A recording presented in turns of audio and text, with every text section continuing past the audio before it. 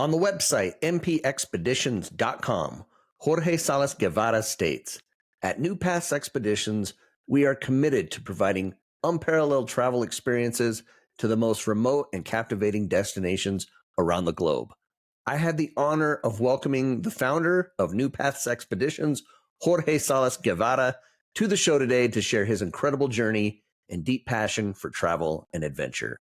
From Madagascar to Papua New Guinea, get ready to be immersed in a world of exploration and discovery with Jorge Salas Guevara. Welcome to Journey with Jake. This is a podcast about adventure and how through our adventures we can overcome the challenges of life that come our way. While I expect you will learn some things about different adventures, this show will entertain you. Each episode will feature a different guest or guests as they share experiences and stories from the different adventures they have been on. Not only will you be entertained, but you will also hear the failures and trials each guest faces and what they have done or are doing to overcome the hardships that come their way. My goal is to take each of us on a journey through the experiences of my guests with the hope that you'll be entertained and inspired to overcome your day-to-day challenges. After all, it's not all about the destination as it is about the journey.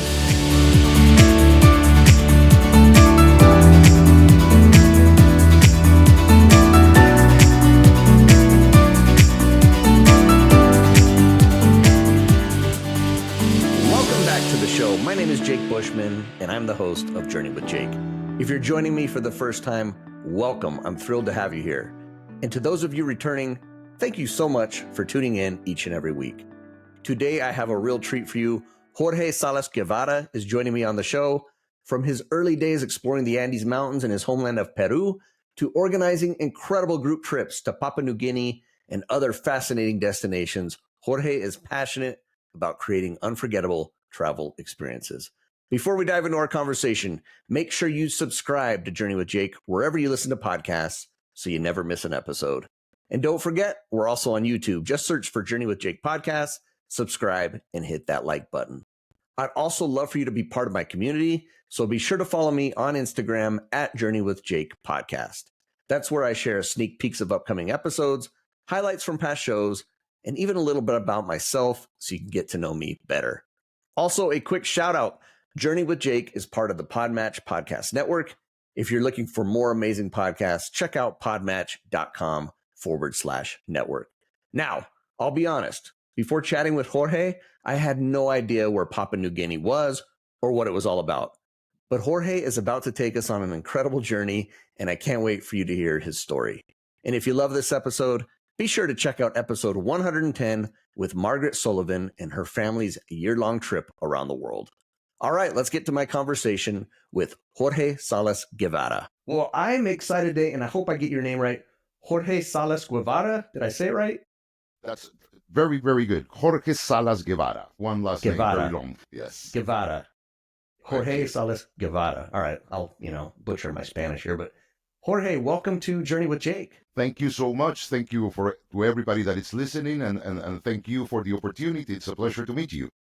Likewise. This is fun for me. I always get to talk to people who do some fun things, some adventurous things. I know you have a company called New Paths Expeditions. You go on some wild trips, some crazy places.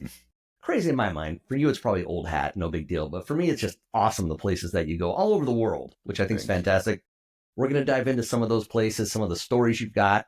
Before we do that, though, I always want to know a little bit about Jorge, where you came from, and just a little bit about your childhood and where you grew up, that sort of thing. Thank you. It's never easy to talk about oneself. For me, I was born in Peru, and since very young, I traveled to the U.S., mainly to the New York area. My father had some activities there and businesses. We lived in Peru, and of course, exchange student. I was lucky enough to have the opportunity when I was young, and also, but I grew up in Peru.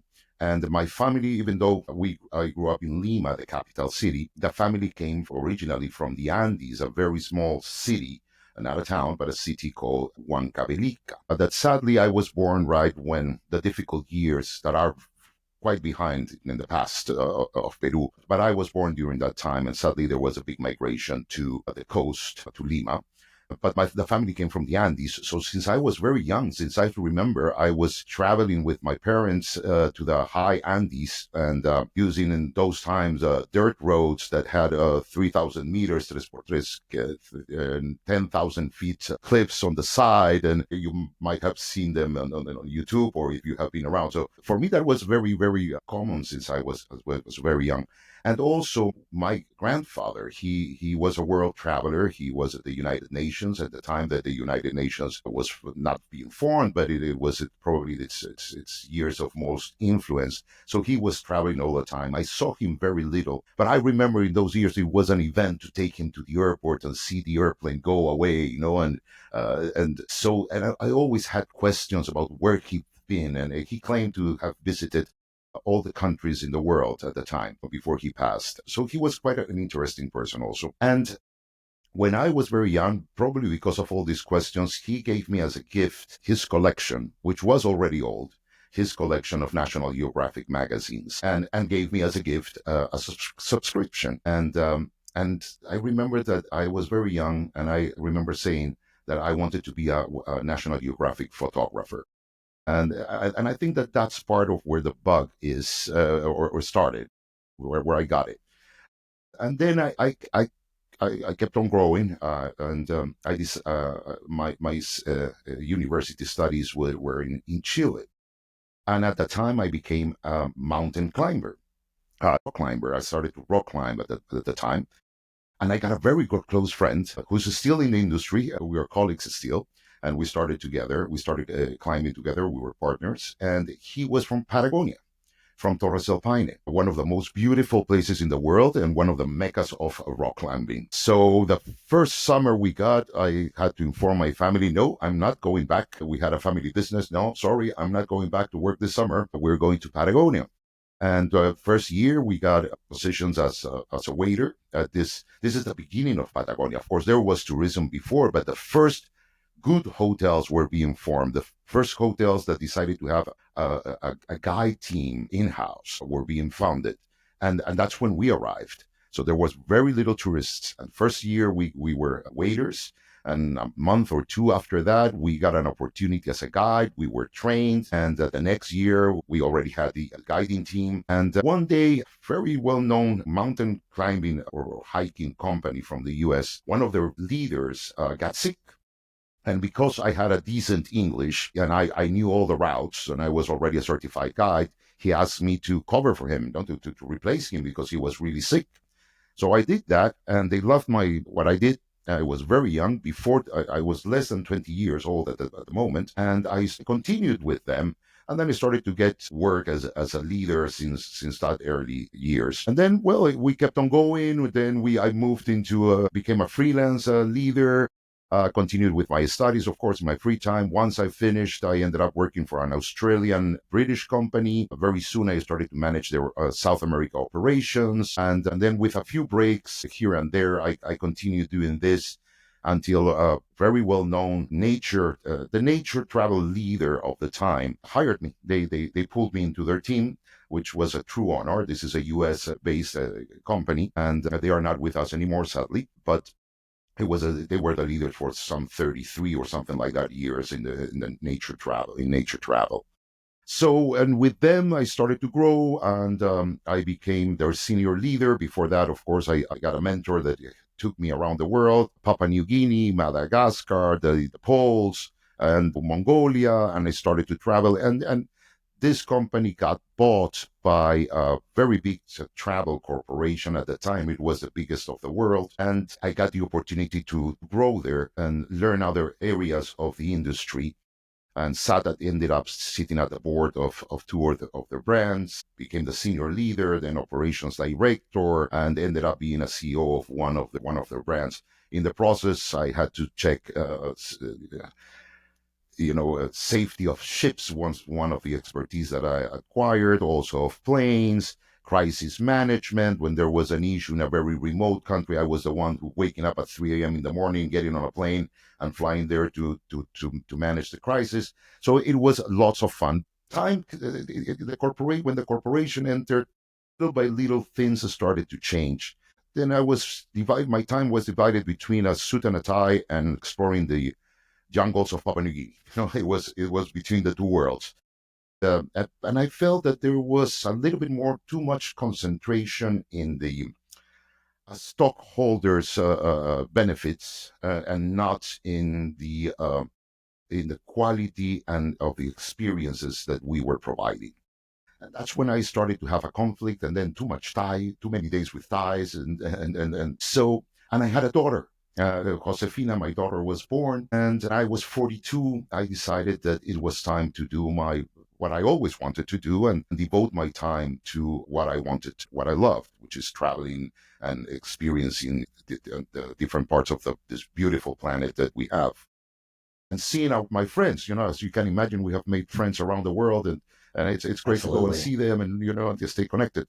So I resigned and I founded New Paths Expeditions. And in 2024, we got to the 10-year milestone. We're starting our 11th year, and it has been a wonderful ride. And we grew faster than we expected. And personally, I have done over 102 destinations and developed hotels and did several things. But with NPE, we are now in 58 destinations in this 10, now almost 11 years, close to 11 years. In May was our first trip to Ethiopia. That Wow. was the maiden voyage.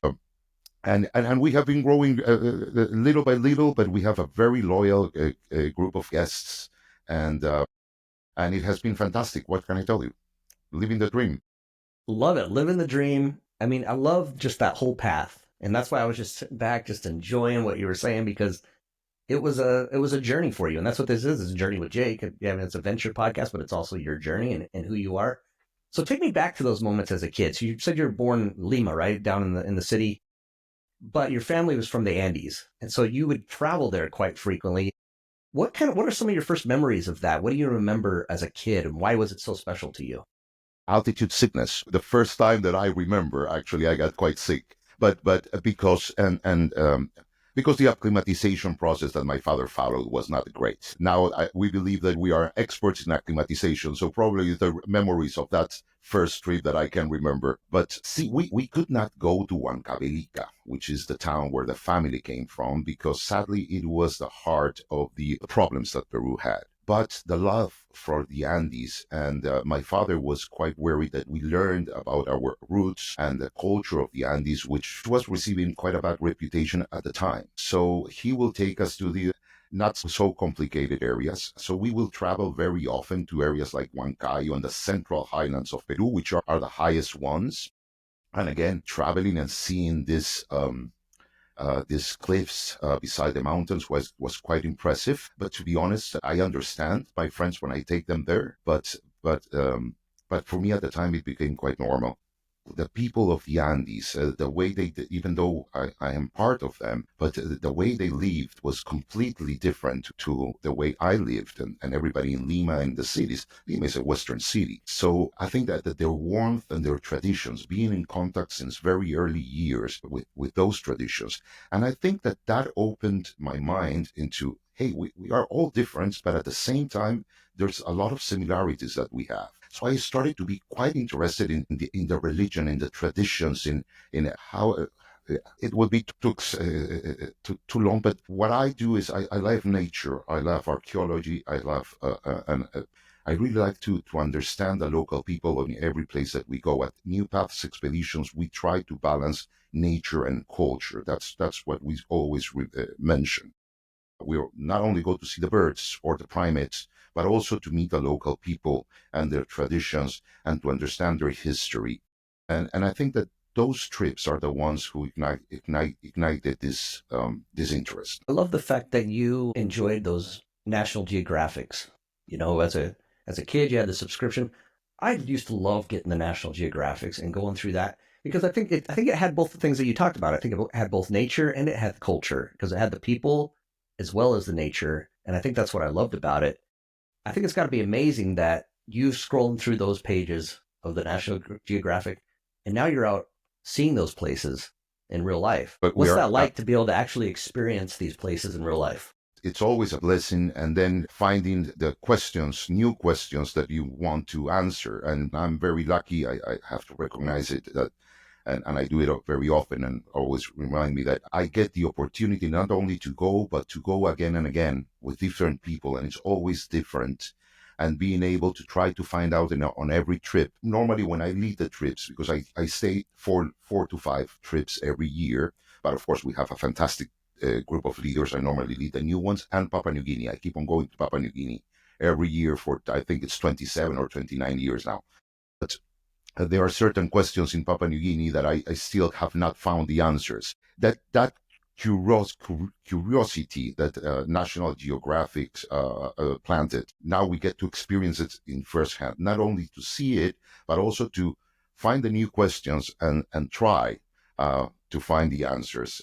That's the blessing that gladly this life has provided. So when you got involved in rock climbing and you're enjoying that, you're in nature, and then you get hooked up as a guide and things like that, did you ever think in your mind that this is what my career is going to be? I am going to stay in this and make this my career? Actually, yes, that's what we tried. It was an objective, no? There's an interesting story that I told a few days ago, because it happened about 5-6 weeks ago now. And so I have my grandma. She's 99, and she's very, very close, and extremely smart lady, and a fantastic person. And she came and said, this was close to Christmas, and I said, Jorge, I think there's something you need to see. And she pulled out a letter that I sent my father on the first, remember I told you about Patagonia and staying the first year, not coming back to work in the family business. And I had to send a letter. It was like 3 or 4 pages that I needed to justify the reason. And I said, this is what I'm trying to do. This is what I will do in the future. And when I read it, it was quite emotional, because, again, being blessed, I blueprinted in that letter what the objective of having New Paths expeditions, and when I read it, it was truly the blueprint. So it has been a lot of curves. There, we have made mistakes, we have come back, we have go around, but now we can say that we're doing what we hoped to do when I was 19 years old. So caramba, that's another thing to be thankful for. Absolutely, and congratulations on that. And I think that's really neat that your grandma had that for you, that you're able to read that. It's like, wow. But she will not give it to me because she says I will lose it. She's going to hold on to it for safekeeping. I love that. Wow, it's amazing what you've done. I want to talk about New Paths Expeditions a little bit, because I kind of want to know what it's all about. Because here's what I've read, just me looking at it kind of from high elevation. It looks like it's small groups. You're not doing large, huge groups. You're doing what, I don't know, 5 to 12 or something. I don't know, something in that range. It sounds like you really, pretty much, you have certain trips that you're going to do in the year, but then I think you customize things for people as well. Kind of give me an example. If I'm, me and my group of, I don't know, my family or whatever wants to go on, go on an expedition to, let's say, Madagascar. I mean, I've always been in, it just seems awesome. Beautiful with the animals, destination. The wildlife. Yeah, exactly. Yes. What is it that you're getting? What is it that you're doing? Well, as you say, we specialize in small groups. That's known to 10, 12. That's the maximum. And sometimes they are smaller. And the small groups normally have an expedition leader that has at least 25 years of experience and a PhD or a master's degree. Should have been in the other order. And also a local guide that must have 15 years of experience and has gone through our training. I used to train leaders and guides for many years since my previous experience in this corporate business in the U.S. company in the U.S. So I know a lot of them, and a lot of the leaders are in activity today and guides. So we have been able to select the best ones, and we are very proud of the team. They are fantastic, and if they are hearing, thank you so much for everything that you do. And so that's what we have these teams, and we also add unique events when possible. Of course, not everywhere is possible, but in most locations we do. For example, we just did this Kingdoms of Peru trip, and there we met Miss Dr. Walter Alba, the discoverer of the Lord of Zipan, which is a parallel to Tutankhamun in the Americas. It's not very well known in the U.S., but we're working on it. It's truly fascinating, and he received us in his house. Or in the same trip, we ended up working with we got access, unique access, private access behind the scenes access to spend time with the researchers of the Lady of Cao, the oldest female ruler ever found in the Americas. And they have this research facility that no one can enter. And we were the first ones to open this, or one of the first ones to open this for our guests. For example, I do want to mention these special events. No, in Egypt, Dr. Sahi Hawass, the main archaeologist in Egypt, he will go very early in the morning and close one of the pyramids and the Sphinx and give us a lecture there just for our 10 or 12 person group. So we have this kind of, or in Madagascar that you mentioned, we have, this year we have Ed Smith, which is a biologist from the Smithsonian. And he's a very close friend. He's really fantastic. He knows everything about wildlife and insects and everything that you can imagine. He's really a wonderful source, and he has been leading trips with me for many years, especially in the Amazon. Now that he retired from the Smithsonian, he's leading our trips, and now he's going to Madagascar.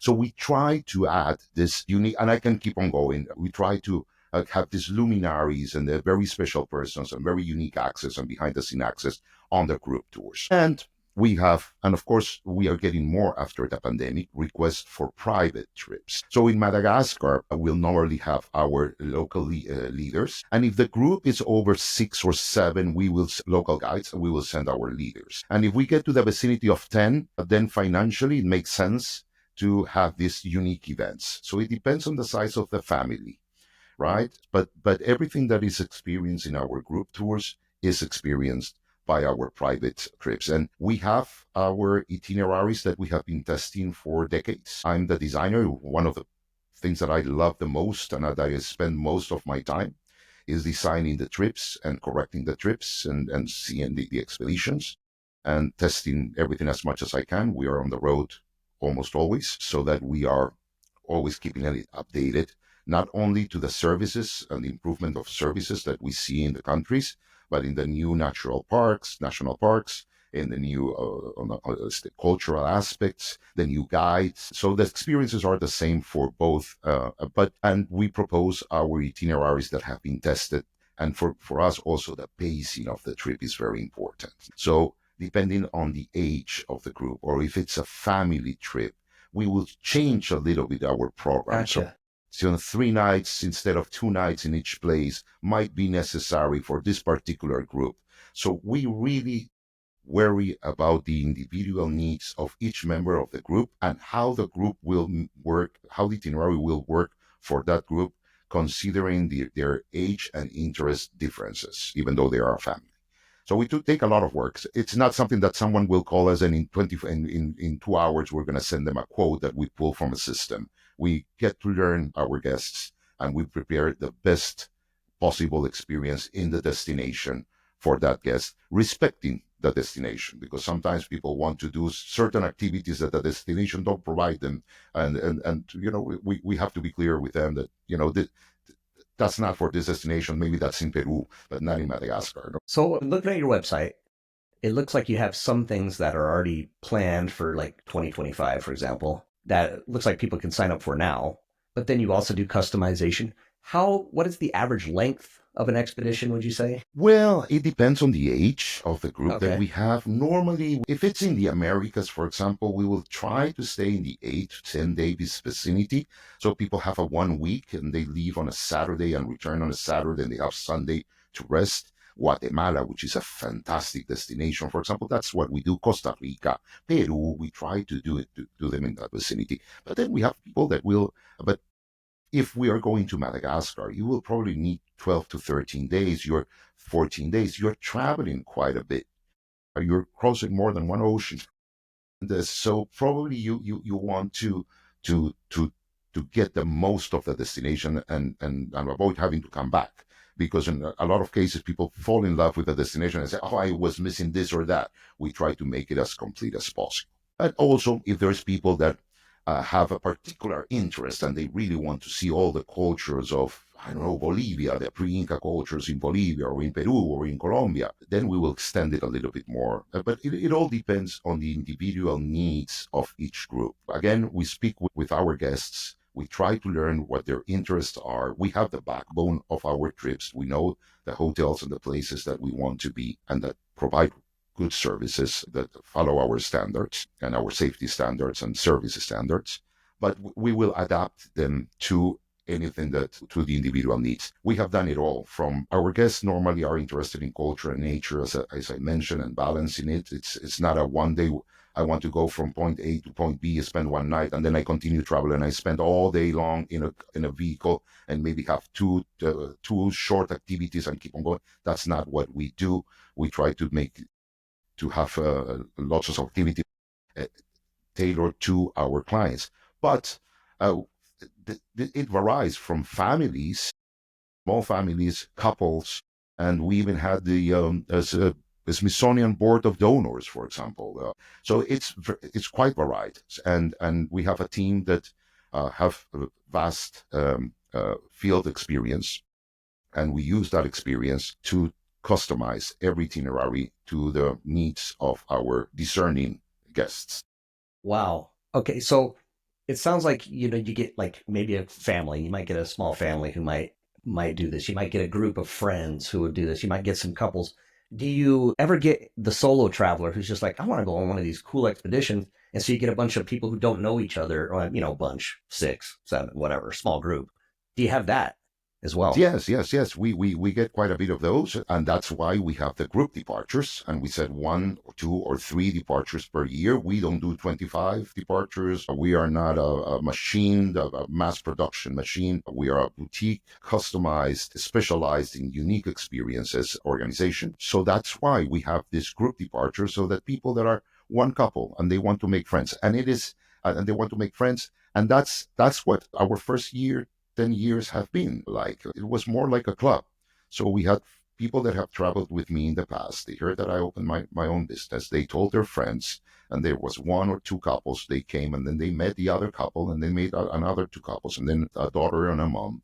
And they became friends. And that's part of what we do also as a leader. Part of our work is not only taking everybody safe in safe conditions and comfortable conditions around a certain destination. The rhythm of the trip is part of our work, the safety, but also that everybody brings the best of themselves to the trip. No, there's a little bit of psychology there in the work. Every leader is gonna tell you that. And gladly, we have several of what we call these families that now they are accustomed to travel together. Not all the time, but every year they take one or two trips. An interesting number is that 62% of our regular clients take two or more trips with us. And they normally Wow. decide them when they're on a trip. That same group says, and then the next destination, the company has offered this trip. Why don't we all go to this one? That And is incredible. And 90, I wanted to ask you that because I was like curious. I'm like, wonder how many of these people are returning customers. That's a big number. That's awesome. that's see, we don't have a really big database, but that's because, but we have a very loyal one, Hmm. and we have during the 10 years we have been growing organically 5%. And now we're doing a little bit more efforts to reach more friends, to make more friends that start traveling with us. But that's how we grew, and we are very proud and happy about that. It has been, our guests are our friends and our family. I just had two of them going, did a trip, and then stayed 4 days at my place. And I have a place in the south of Peru, a little farm, and they stayed there. And of course, I flew in, and we had some fun, and my daughter was there. So it's truly a family. We're quite blessed. Awesome. That's great. So you said you do about four or five a year, and you got like, I don't know, four to five group ones that are just kind of here's ones that we're doing, individual or just a couple wants to sign up for that. Overall, what would you say the number is per year roughly? As group departures, right now we are a little bit late on the website on uploading the 2025. There are certain destinations that we can get all prices secure a year and a half, 2 years, and there's other destinations that we can only get them 4 or 5 months before. So it's tricky. It's a chess game. And then the conditions, the economical conditions of the world, each country has its different realities through the years. So sometimes they don't know what the exchange rate is going to be, so everybody's a little bit concerned about releasing prices, so we cannot cost them. So it's a little bit difficult, but we will normally do 14 to 17 group departures per year, And then on the private trips, it's hard to tell you the number of departures, but because sometimes it's couples, sometimes it's two couples, six friends, fishing friends. We do something. We're not a fishing or specialized, but I love fishing, so I have a lot of friends that go to Argentina, especially a few months ago when the costs were not too high. Now it has changed. But in Galapagos, we have this upscale. Our standards are quite high. And we have the fourth best and most modern catamarans of 16 persons. And those, we normally do charters of those boats, so that there are 16 participants going on them. So it's a little bit difficult to tell you, but every month we will have, 7 or 8 operations going on, 12 months, more or less.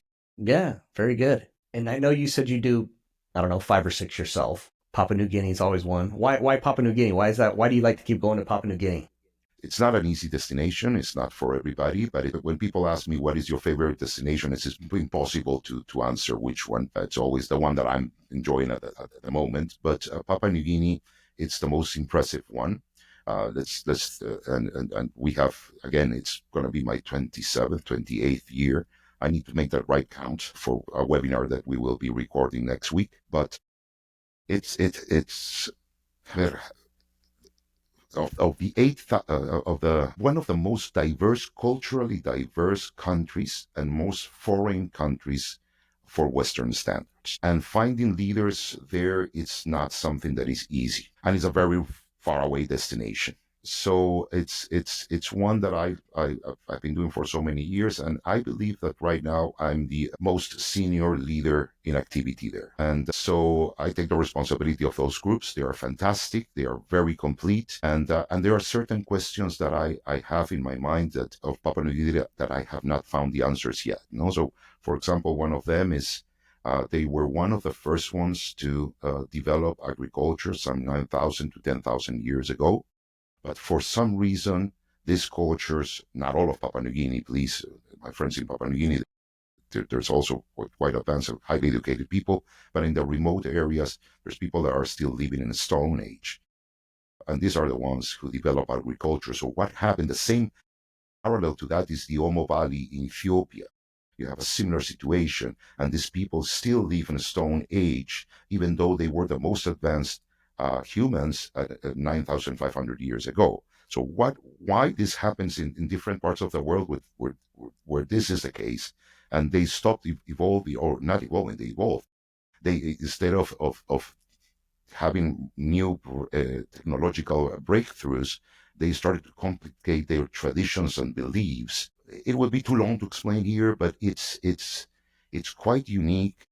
If you make an anthropological study, and I'm not an anthropologist, but I have been reading quite a while and visiting the island for quite a while. Most of what I have read, of what has been written, actually is not really close to what really happens and what their beliefs are. So there's a lot of work to do. And if I get the opportunity to retire, I would probably start doing more formal research in the area. But that's still in the future. Wow. Okay. I like it. Papua New Guinea. It's the place for And for everybody, if you want to see people in the Stone Age and also a clash of cultures that happened quite recently and it was filmed. I don't know if anybody that is listening and you're interested in anthropology and the clash of cultures, there's a documentary called First Contact. You can look for it in YouTube. First Contact Papua New Guinea, I think, is the most important film document in history, is the clash of cultures being filmed, that we all saw it, Columbus and everything that we read. But in Papua New Guinea, actually, it was filmed. And then in 1943, I believe, 38, 39. And then in 1985, producers got hold of these recordings, and they went to Papua New Guinea and asked the kids, when the recordings were made, they were older, and they asked, well, when you saw this, what were you thinking? This was 1 million inhabitants living in the Stone Age that were discovered in 1930 something. And they were films. It's raw, it's unique, but it's a clash of culture that it's a documentary that I highly recommend to everybody. And now it's something not like that, but it's still going on there. They have found a lot of natural resources, so the economy is going up.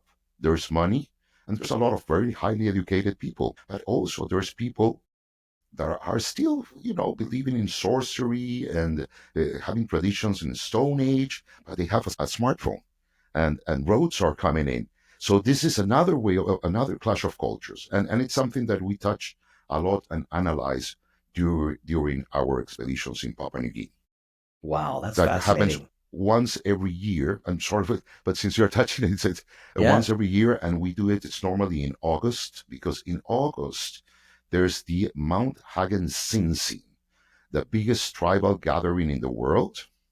And this is not made for tourists. This is a tradition for themselves. And you get about 100 clans from all over Papua New Guinea. We never know if it's going to be 60 or 100 or 120. But you're talking about thousands of people decorated with birds of paradise feathers, and their paintings and their songs and their drums, and everything happening at the same time. It's the biggest tribal and human event in the world, if you ask me, and the biggest tribal event for sure in the world. So we do it. Wow. That's why we do it in August every year. So August, anybody listening, let's go to Papua New Guinea in Thank you. August. There you go. I love it. Wow. A couple of things I want to touch on because you talked about culture a little bit. Something that I'm always fascinated with is when I think of culture is the food. And I'm guessing you probably set up some great food options on all your expeditions. Want to tell me a little bit about the food? Well, I am Peruvian. Sorry for the chauvinism, but I had to make the joke. Well, I grew up in a restaurant, and my first degree afterwards, I had a degree in universities in the U.S. for more marketing and finance. But I grew up in a restaurant, and my first hotel management, that was the first degree, and with a specialization in food services.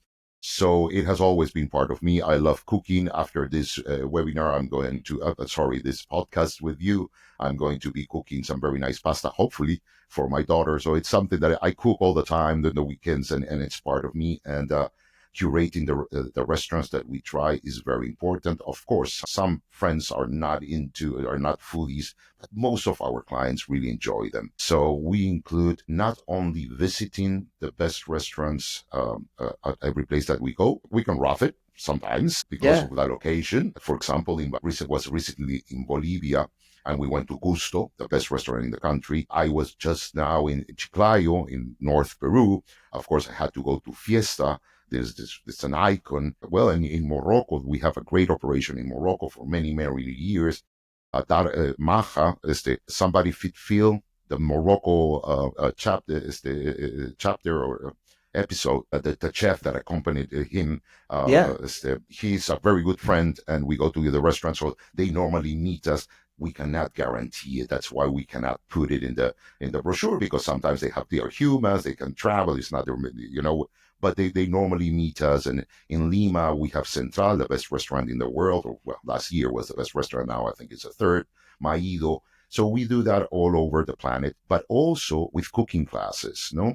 And sometimes they are in very nice high-end venues, and sometimes in this restaurant with these chefs, and in other times they're in little towns. There's a grandmother that it's making this wonderful tagine, or making injera in Ethiopia, and we go and we spend time in their places. We balance again nature and culture, and another thing is that we go to the very nice hotels, but we meet these luminaries, we meet these chefs that I mentioned, but we also work very hard in having close contact with locals of all stratus of societies of the places that we go. And that involves from sometimes we get the luck to meet some high-end people, but always going to the villages and spending time with the local people, and the way they live and the way they cook and the way they tend their animals. And something that we repeat again and again, and all our guides and leaders have a budget assigned for that, for every expedition and all of our tours, is to take advantage of the pop-up opportunities. No, like if you're traveling through the desert and you see a no Berber nomad camp, stop and ask for permission. And normally they accept it. We are very conscious, of course. We don't go and impose ourselves. Please, no one think about Sure. that. We are very conscious and very respectful. but we try to go. There's this local market, donkey market. One of my last trips, there was a donkey market. So we had to stop at the donkey market. It was one of the most wonderful experiences. And we ended up going to a camp of one of these vendors and spent a couple of hours having tea with them and an open question session with them. And all of those are pop-ups. So yes, great cuisine. I had the opportunity to mention the pop-up and all the other things, but we try to balance and see as much as possible of the reality of the country in all of its strata. I love it. I love how you're keeping to the culture too and trying to do the pop up things that happen and just being part of things. So for me, I absolutely love wildlife. I love seeing wildlife. If I come to you, Jorge, and I'm like, I want to go somewhere where I can see wildlife, where would you suggest? What's a good place? What are some of the places you've been to see wildlife? Well, if I can mention in South America, I think, between Peru and Colombia, and I work on both countries, so I'm not going to say which, but we compete every year who has the biggest diversity of birds in the world. And every year one is up ahead and then the other. So it's a fun competition for those of us who like birding and wildlife photography. Definitely for birds, those two countries are, and Ecuador also, because well, at the end is the same thing. And the Amazon basin, in Peru, we have the Pacaya-Samiria Reserve, which is the Marañón and Ucayali rivers. They get together. All the land is the biggest protected wetland in the world. Fantastic for birds. But I have to mention Pantanal as the best place in South America to see the big mammals, the big six of South America, and especially jaguars. We have a program there. I have been working there for about 25 years, and since we started NPE, New Paths Expeditions, we had a program there, and we have been successful in providing at least three, normally it's 6 to 7, at least three sightings of wild jaguars in the wild. And no other company spends more time in the jaguar hotspot than our itinerary. That's why we do it. And of course, the giant anteaters and anacondas, it's simply because you have big vegetation. So if you are into insects, plants, birds, then the Amazon rainforest is for you. And if you really want to see the big mammals and the hyacinth macaws and all this, then the Pantanal is a great place. Doing both is my recommendation, so you get a proper sense. And Pantanal is because it doesn't have the vegetation that the Amazon has. The Amazon has the same amount of the mammals, but seeing them will be harder because there's a thick vegetation. The Pantanal is a big swamp, so it's different and it's easier to see them. And then in Africa, well, what can I tell you? We have a big operation in Botswana. Zambia is fantastic. Not a lot of people go. It's growing tremendously, but I highly recommend Zambia. And Kenya and Tanzania and the Great Migration, my God, no?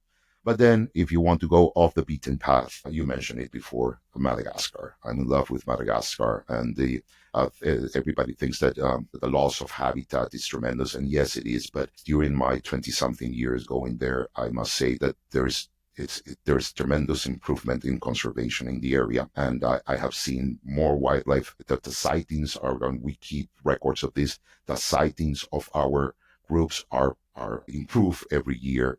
And we get to see about 18 species of lemurs, from the smallest primate in the planet to the Indri, the largest lemur that exists, with this wonderful call. We stay at this hotel right beside the reserves. They wake you up in the morning with a wonderful call.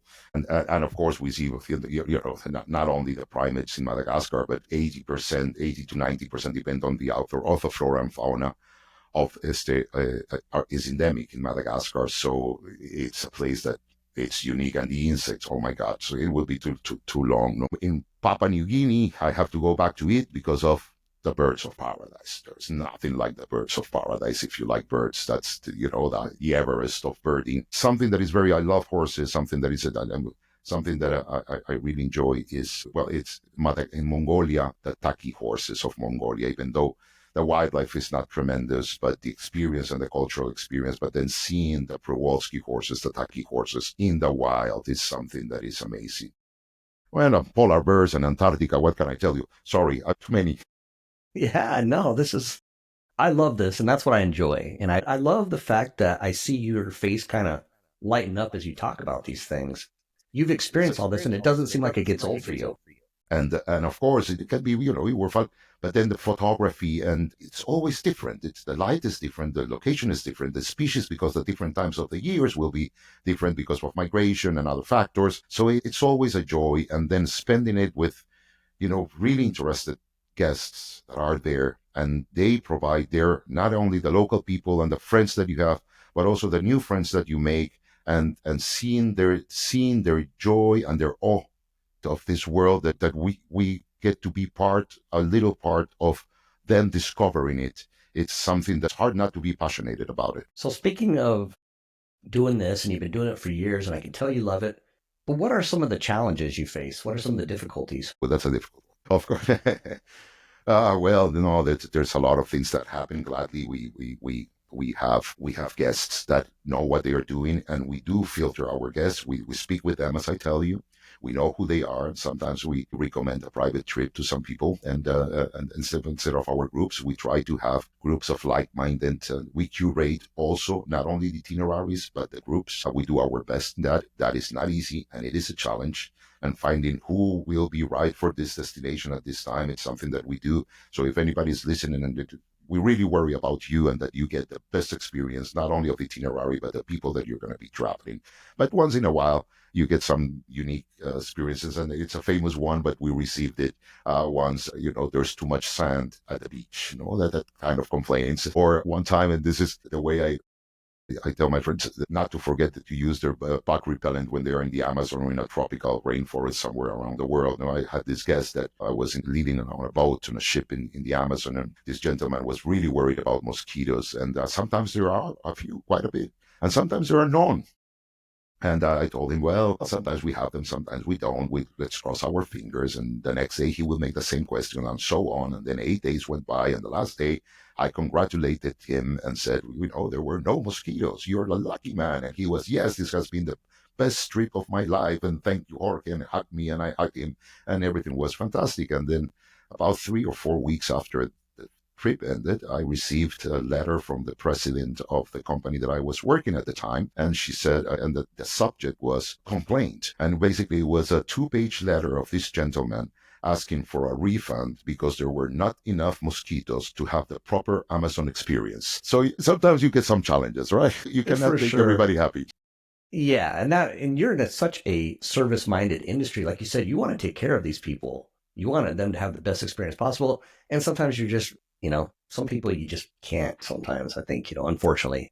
But I love the fact that you're trying. I think that's fantastic. And most of times we do. Exactly. Most of times, and really we prepare them very well before the departure, and that they know where they're going and what the realities are. And now the world, to be honest, it was more difficult 10 years ago and 20 and 30 years ago. The standards of service around the world have been improving dramatically during the decades of my professional career. And now the expectations of our guests also, they come hand to hand. But now things are much more comfortable, and most people do. I think this gentleman was looking for a little bit of credit to take another trip with us. Absolutely, for sure. So I want to, before we wrap up here, we've been chatting for quite a while, and this has been amazing. I just really think it's awesome what we've been talking about. Where can people find you? So I know it's New Paths Expeditions, but where can people find you? And if they're interested, how do they get in touch with you? Thank you so much. We at npexpeditions.com or newpathsexpeditions.com, and you can find our website, and you can contact me directly, Jorge, Jorge, at npexpeditions.com. And also we have a phone number, 882-720. We're a US-based company. I live traveling all over the world. We have employees in 4 continents and collaborators in 4 continents, and operations right now in 58 destinations and counting. We really hope to, if you're listening and you really want to have a new path experience, we would love to have the opportunity to send us your product. We really take care, and we take care of our guests and the quality of what we do. And I hope to get some of Jake's friends with us soon, and maybe you. It would be an honor. I would love it. I'm kind of writing some notes right here, right now. I think I might need to go to Madagascar. Yeah, we need to talk for sure. We need to talk. It would be an honor. Jorge, this has been fantastic. I love seeing you light up as you talk about these things. I think that's the thing that I love most about doing this, so I get to speak to people like you. For my final question, it's a question I like to ask everybody. What does adventure mean to you? What adventure means to me? I think discovery, to discover new, what it's new, and why things happen the way they are happening. We have been speaking for a while, and it's not just wildlife. It's not just feeling adrenaline. It's not just, for me, it's trying to find what a destination, a person, a location has, and the whys. So for me, that's the adventure, following the why something is like this. And also sometimes it's not, I like to, the adventurous spirit, I like to combine it with the joyful spirit of enjoying without questioning what the place has to provide. So I think that balance is where the enjoyment is. I love it. Jorge, thank you so much for coming on Journey with Jake. Thank you so much, Jake, and thank you everybody that has been listening. I really enjoyed this time with you, Jake, and a pleasure to meet you, and I hope that maybe we can do it again, or you can come and visit us somewhere around the world. A huge thank you to Jorge Salas Guevara for joining me on the show and sharing his incredible journey with all of us. I encourage you to check out New Paths Expeditions by visiting npexpeditions.com, giving them a call at 888-832-7280, or following them on Instagram at NP Expeditions. Jorge, thank you not only for sharing your own travel experiences, but for your passion and bringing those experiences to others. I truly appreciate you being part of Journey with Jake. And of course, a special thank you to all of you for tuning in. Whether this was your first time listening or your 150th, your support means the world to me. Next week, we have another exciting episode coming your way with digital nomad Ryan Mellon. Ryan has been living life abroad, embracing adventure, and redefining what it means to work remotely. It was a blast catching up with him, and I can't wait for you to hear his story. Be sure to tune in next week, and remember, it's not always about the destination, as it is about the journey. Take care, everybody.